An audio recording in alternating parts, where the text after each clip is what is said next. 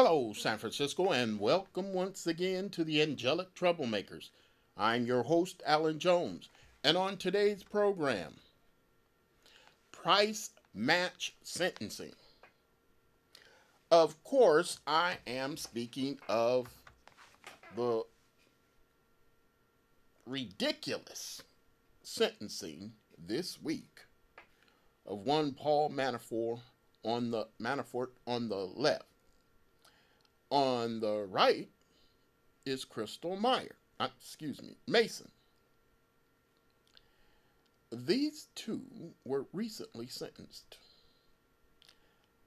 Paul Manafort was convicted last year of income tax evasion, bank fraud, and he had some foreign accounts, I think 30.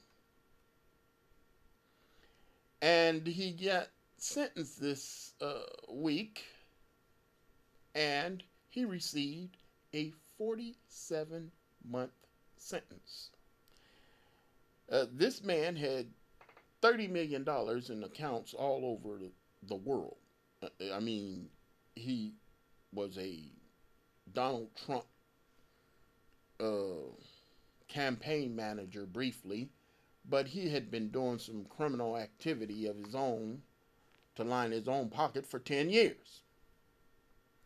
And so, under the election of Donald Trump, he got caught up into some stuff that, you know, the feds were looking into him a year earlier and they couldn't find anything. But when he hooked his wagon up to Donald Trump, they did. And so the end result was this conviction. Now, let me briefly talk about Crystal Mason. Crystal Mason, she was a tax cheat, but she served her time. I believe more than 5 years. But she got out of prison and she was on supervised release. Crystal Mason went back to prison last year because she had mistakenly voted. Now, the state of Texas, or it was the feds, they gave her a 5 year sentence for mistakenly voting. But Paul Manafort got 4 years. What's up with that? How is it that you are going to cheat the government out of millions of dollars and end up with less time than a person who mistakenly voted? Well, that's where I believe we should have price match sentencing. Now, before I describe what price match sentencing is, we all know that Alan is a prison reform activist. And dangling out there is the possibility that this Paul Manafort might get a pardon from the president. Why? Because he basically kept his mouth closed in helping the president. And you know how those rewards go. But the issue that we find ourselves in, I have to say I'm excited. I've spoken on this subject before, and it brings me to where I have to mention it again. In the year 2000, I was watching uh, the well respected 60 Minutes program. And on that program, uh, they were discussing California's three strikes law. It had been brought in 1992 or 1993. And under this new three strikes law, people who had a third strike that was even minor had to serve a minimum of 25 years on their sentence. Well, at the time, California's governor was Gray Davis. And in this 2000 uh, interview with 60 Minutes, he was trying to justify 25-year prison sentence for a guy who stole a bike. Well, then, when I heard that, I thought, something's not right here. And so I created something called California Clemency Boards. Now, right now, it's a pie in the sky thing. And God willing, it will become law. But what it is in the state of California, the governor has the power to pardon. Now, if it's an unusual situation, there's some judges that have to be brought in, and it's a complicated formula. But the governor of the California does have the pardon power.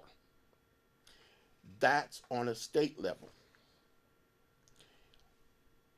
Donald Trump, as president, and any president, has the power to pardon on a federal level. So, I devised this state level clemency board that I say will take the power to pardon out of the governor's hands and give it to average citizens. Now you're thinking, well, wait a minute. These people, they don't know how to do this. They don't know how to handle this. Well, I disagree. I've been on a couple of juries, and there's some really dumb people who I understand don't get it. But I have an awful lot of confidence in juries. And so I believe if we have people who are sitting on juries, are sending these people to jail or prison, these same people have the common sense and good judgment to say who should be released. Now, pardon me for a minute. I'm going to get back to my price match sentencing because it relates. But bear with me. You have 5 individuals, let's say in San Francisco County, and somebody makes a request who is locked up in a California prison on some ridiculous marijuana charge, but under 3 strikes, he got a whole bunch of time. If this individual was allowed to petition the new California Clemency Board with a mini clemency board in San Francisco County, he would be able to petition the board, and the board would say if the crime did not fit, you can go. You be granted clemency. Now, why in the world would I think that this would work? Well, number one, if you recall, Governor Schwarzenegger, former Governor Schwarzenegger pardoned a political friend's son who, he commutated the sentence of this son who was 16 years old, and he committed a murder. He stabbed somebody in a fight. And he was given like 16 to 20 years or something like that. And the governor had the power, and he commuted the sentence to where the guy only ended up spending 3 or 4 years in prison. Well, that's not right. Especially when you have people spending a lot of time in prison for minor offenses. Now, in the three strikes law, it was amended.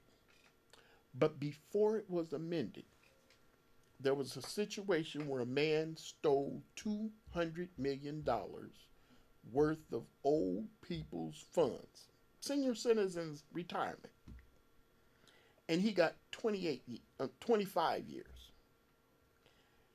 A man stole $100 worth of videos, children's videos, and he got 28 years.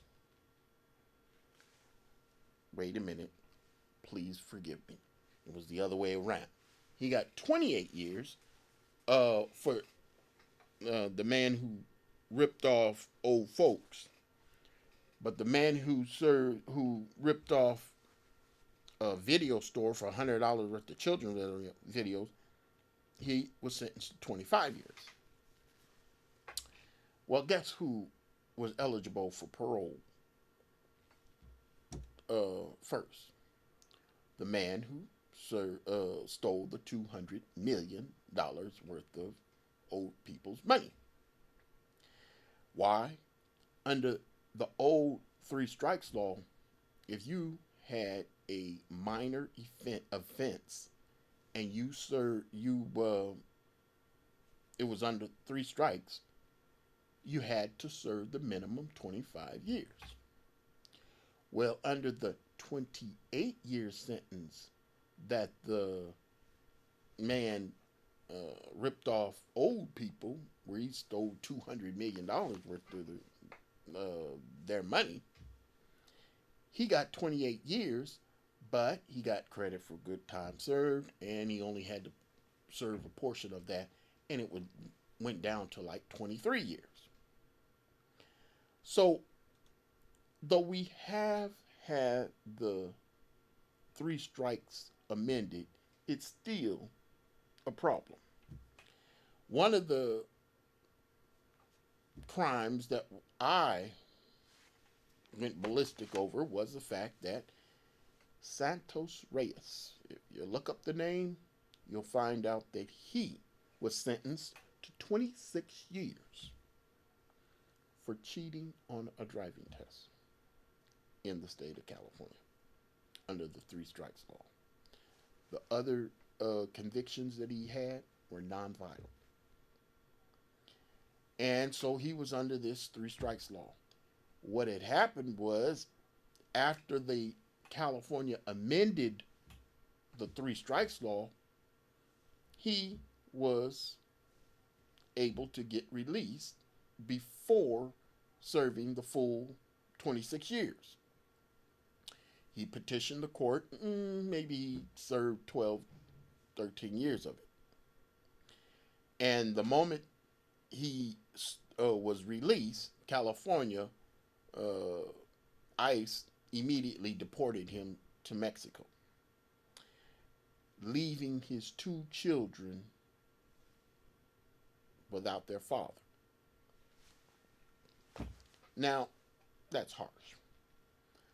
But, though I didn't really agree with the amended three strikes law, it did get Santos Reyes and many others out of prison, out from under some draconian sentencing. I believe the same should be done for federal. Donald Trump has dangled pardon powers to the cronies that are being, sent to prison, after they hooked up with him and they were caught with their hands in the cookie jar. And Manafort is in line to get one of those pardons. He may not get one. He has next week another sentencing to where he can get 10 years. And so even if the president pardoned him, he still has to serve some time because it's a state. President cannot pardon from state crimes. However, I believe that it is high time that this country take away the pardon powers that are in the control of the president for federal offenses, because it's cronies and crooks that we have in the White House right now. It makes it a dangerous place to have pardon power.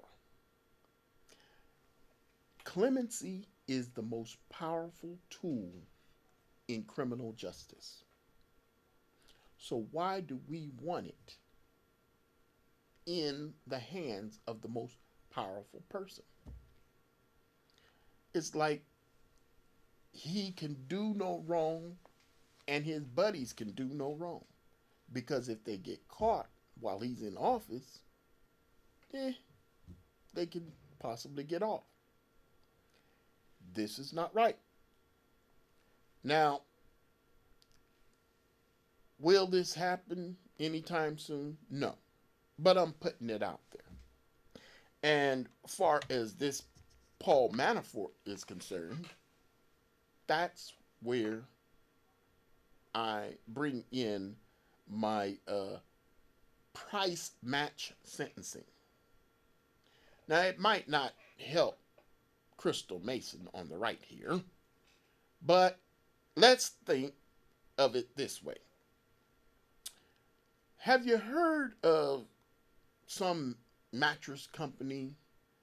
We'll beat anybody's price. Well, I'm saying that we can take that situation. We'll beat anybody's price and apply it to sentencing. If a man like Paul Manafort, a crook, he not only did he rip off the nation tax-wise, but he basically sold out America because he was helping foreign countries. One individual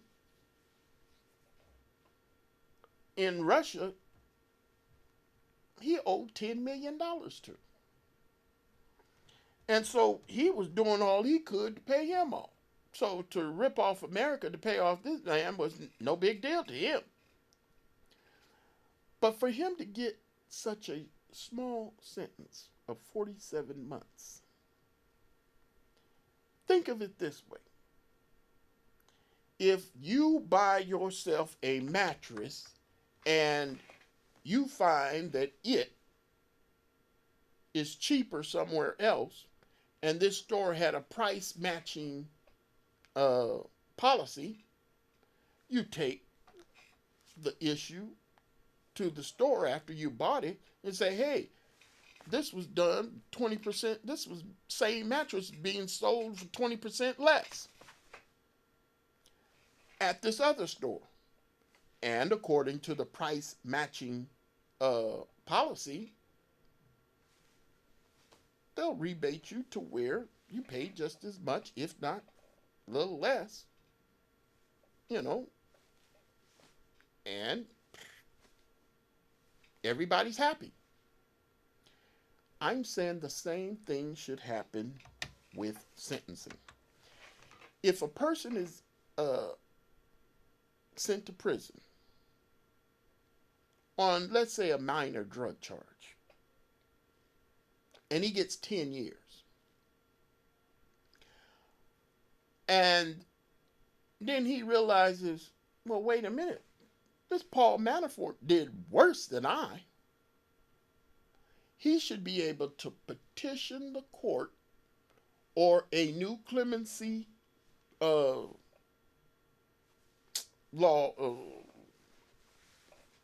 what do you call it?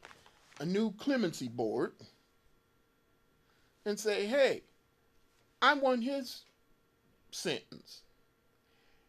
And if the clemency board agrees that the sentence that he received was unfairly unjust to what something like a Paul Manafort received, the clemency board, if it's a federal clemency board, would be able to rule, okay, and reduce that person's 10-year sentence into the same as what Paul Manafort received. Keep in mind that it probably could well get this person out of prison early. Now, I say that because when you really look at it, judges are some real interesting scoundrels. On the one hand, you got some really questionable judges, and I've been the victim of a questionable judge in a civil matter. And judges, they play favoritism on white collar crime. And so they're very lenient. And they'll be giving really slaps on the wrist for some really scoundrels in political circles. And so to keep them in check, I say that we should institute this price match sentencing to where if a scoundrel like Paul Manafort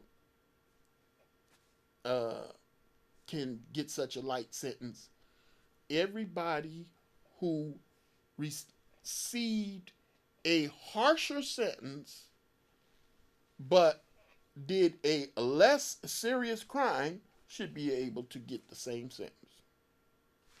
Problem solved. And far as my clemency board's ideal is concerned, this would help eliminate a whole bunch of shenanigans. Because remember, I said clemency is the most powerful tool in criminal justice.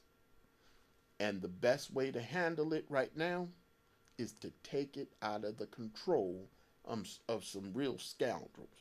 Because the Manafort issue, he was recommended to have a guideline. There's sentencing guidelines. And these sentencing guidelines suggested that he spend between 19 and 30 years or 20 some odd, 28 years for the crimes that he committed. That was the guidelines. Now the judges are not under orders to follow the guidelines, but they asked for these guidelines. Well, what do you think that this individual should serve? So prosecutors, they, did their calculations, and based on sentencing rules, that's what they came up with. 19 to 28 years or something like that. Well, if the guideline says 19 to 28, and you only giving him 4, we either don't need sentencing guidelines, or we don't need, we need a price match sentencing to keep the judge in line. Because if the judge is going to be fair, he's going to sentence Paul Manafort accordingly to his crime. If he's going to be a scoundrel, then every criminal who has committed a less offense should be able to get the same sentence if they received a harsher sentence. And can I say that in the case of Crystal Mason on the right here, she committed a far less egregious sentence, but she got more time. Now, in her case, that would only knock a year off. Well, look, right now, this is just a pie in the sky ideal of mine. I just came up with it because just the other day, Manafort got his sentencing. And I was shocked. But the fact that she should be able to get a reduced sentence, or somebody in her situation. One lady received an 8-year prison sentence in the state of Texas, I think under a federal law, conviction for falsely voting or illegally voting. She didn't know it. She was born in Mexico, but she had been in the United States since she was an infant. She didn't know she was not allowed to vote. So when she registered and voted, you know, and then it popped up, they gave her 8 years. Well, that woman, under my ideal, she would gladly take a 4-year reduction on her sentence if it was offered to her under this price match sentencing. I'm telling you, people, we have to do something on prison reform. And we can't leave it up to scoundrels in Washington, as far as the feds are concerned. In California, we can start it. And as we start this process by taking the power away from the governor and judges and create a new clemency system, we can have added into this clemency system a price match sentencing. That is for the judges in California who be giving up some ridiculous sentencing that are not balanced. You know, a white guy can get 2 years for the same crime that a black guy committed, and he got 10 years. So I'm saying that price match sentencing is the solution to that. And that's all over.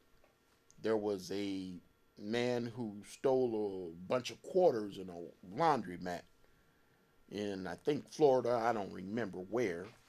And he got 10 or 20 years.